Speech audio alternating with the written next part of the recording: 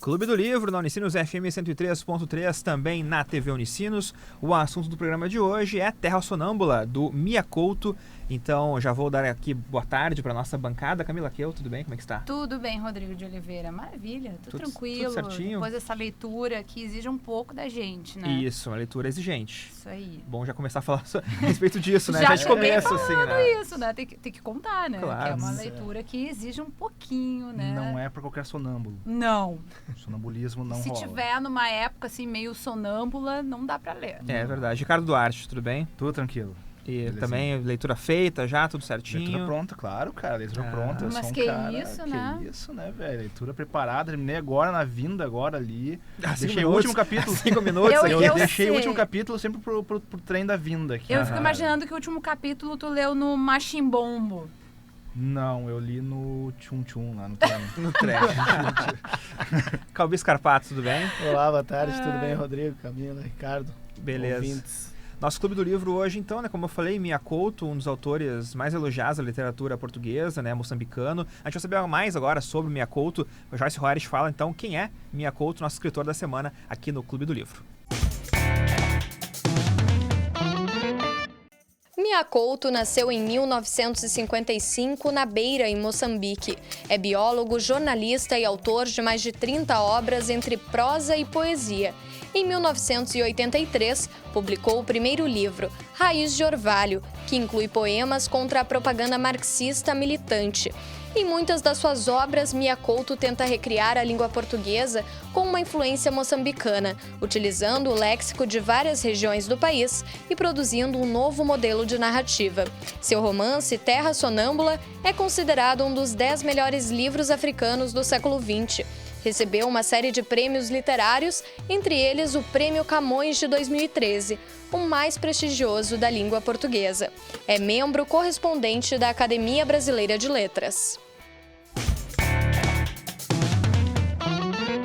Clube do Livro, na Unicinos FM, também na TV Unicinos e sempre também no youtube.com/TV Rádio Unicinos. Quem perdeu o Clube do Livro, perdeu outras edições do programa, pode procurar por ali na internet. Vamos começar então agora conversando sobre Terra Sonâmbula, mas primeiro, claro, como sempre, né, as primeiras impressões do livro, começando com Calbi Scarpato.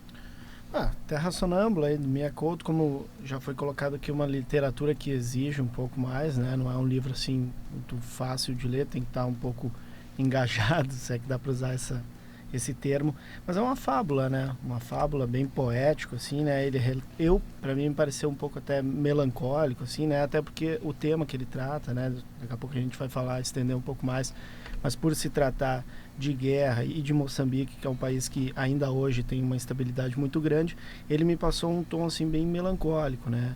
E tem uma literatura assim bem fantasiosa, fantástica, em tom de fábula mesmo, eu achei, né? A gente está muito acostumado, eu pelo menos os livros que eu li até agora aqui pelo clube eram um pouco mais realistas, assim, esse já é um pouco mais fantástico, assim, e tal.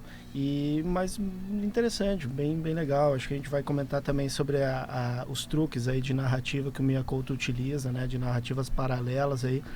Acho que é um truque que funciona bem legal, gostei bastante. É um dos pontos positivos que eu tenho a destacar do livro, né?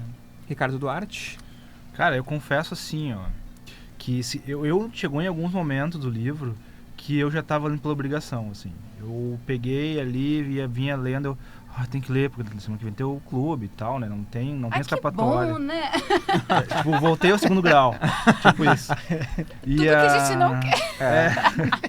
E no fim, assim, tipo, alguns momentos do livro, como eu tava falando do realismo fantástico ali, né? Sei lá, tipo, meio que sobrou ali. Lógico que é uma ideia do cara usar isso ali e tal. Eu quero que o meu livro vai ter realismo fantástico, né? Sim. Mas em muitos momentos ali eu via, por que tem esse troço aqui me incomodando? Tá só me atrapalhando esse troço aqui, né? E principalmente nesses momentos que eu acabava meio... vou dizer assim, se eu fosse um livro, talvez, que eu tivesse lido por diversão, não duvido que de repente eu poderia ter largado até o livro. Que eu achei meio chatinho em alguns momentos. Lógico, depois tu vai andando, tu até te gruda um pouco na história, mas nunca foi aquela coisa tipo assim, eu quero ler isso aqui, eu quero acabar esse livro aqui que é fantástico. Não, chegou. Entendi. Camila Keu, então. Ok. Bom, eu devo dizer que É óbvio, a gente tem um tipo de literatura que gosta mais, né? Que se identifica mais.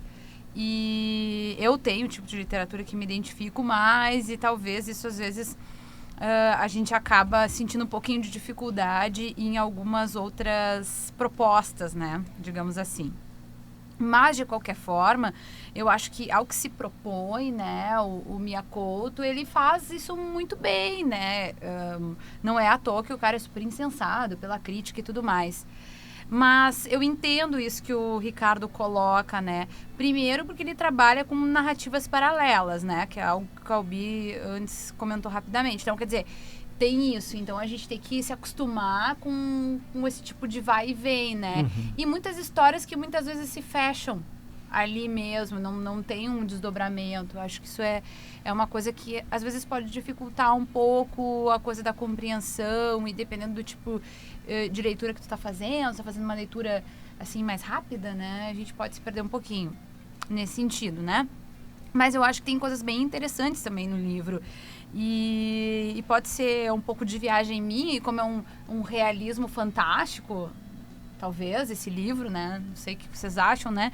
Mas, Tem uns pitacos só, acho, assim, tipo, uns pitaquinhos de realismo fantástico, né? Pois é, mas sabe que quando eu comecei a ler esse livro, eu até comentei com o Calbi, eu achei que ele era um cenário pós-apocalíptico. Mesma coisa que eu ia dizer. Então, pra mim, aquilo não era uma coisa... E depois eu fui começar a entender que não era um cenário pós-apocalíptico, mas podia ser, porque vinha de uma guerra, né? Uhum. E aí eu quero voltar naquilo que eu ia comentar, que pode... Acho que se tem essa coisa de realismo fantástico, um pouco de fantasia nesse livro, eu me permito também viajar.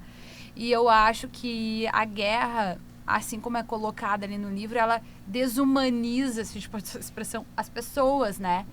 Então, talvez daí venham algumas metáforas do livro, das pessoas se transmutando, transformando em bichos, animais, bestas e tal.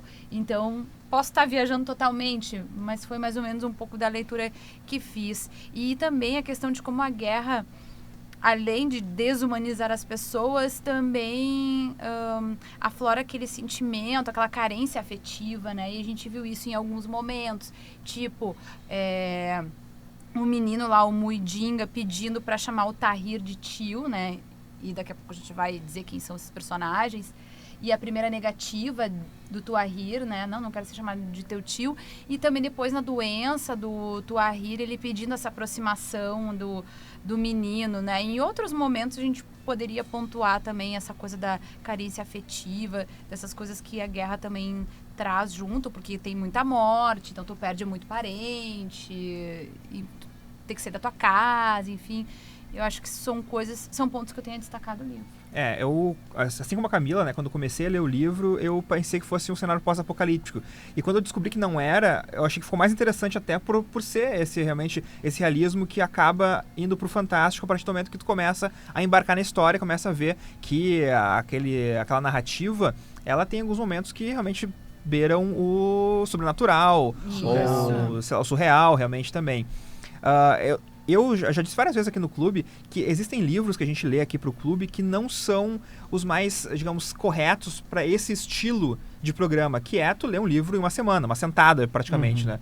O Miyakoto, esse Terra Sonâmbula, não é um livro para isso. É um livro que tu tem que realmente pegar ele, ler assim com calma, tentar saborear as palavras, porque é um livro que traz isso, na verdade. O Miyakoto, ele trabalha muito bem as palavras e ele gosta de usar neologismos, então isso faz uma leitura rápida realmente, tu acaba às vezes passando batido por coisas que seriam super interessantes de tu embarcar. Então acho que por isso esse livro Terra Sonâmbula do Miyakoto não seja aquele livro bom assim para fazer clube do livro, no caso no nosso estilo, né? Se fosse, sei lá, um livro por mês, aí ok, aí acho que dava para fazer. Mas como a gente tem essa semana e a gente leu dessa forma, eu fui meio pro lado do Ricardo, assim, também, né? Se fosse um livro de diversão, talvez, se não tivesse aquela semana para ler, eu teria largado meio no meio, assim, porque não tava gostando muito. Mas do meio para o fim, eu comecei a curtir um pouco mais, porque comecei a pegar um pouco mais do como o Miyakoto tava contando aquela história também. Eu acho que é curioso, porque o Terra Sonâmbula é o primeiro romance do Miyakoto, é o primeiro livro que ele tem uma narrativa mais longa. Só que a narrativa longa, mais ou menos, né? Porque, na verdade, esse aqui é um livro de contos disfarçado. Porque são várias pequenas histórias que ele vai contando pra gente. E são figuras que os personagens principais vão encontrando a partir do momento que eles estão nessa jornada deles. E tu vai encontrando essas histórias. É uma história muito oral e interessante também, eu acho.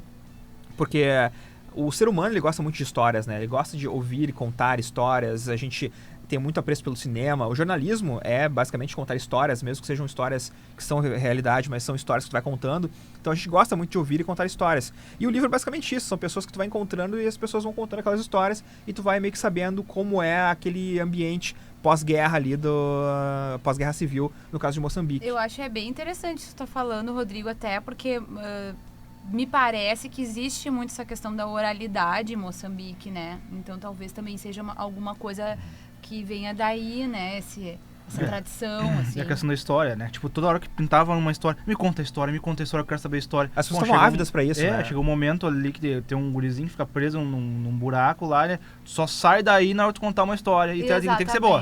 Tem que ser boa a história, não é qualquer história que na contar. realidade, né? O Gaspar. E tem a ligação com o folclore também, que o folclore, via de regra, na África, basicamente, principalmente, ele é passado de boca em boca, né? Eu acho que dessa forma ele consegue transpor para o livro também essa situação da oralidade via folclore também, né? E também por isso que ele acaba sendo várias pequenas fábulas, concordo com o Rodrigo, né? Quando ele consegue... E por isso talvez que os personagens sejam tão episódicos, assim, ele aparece num capítulo, vai lá, em 2, e pro livro ele some, segue os personagens protagonistas, lógico, mas ele some, na verdade...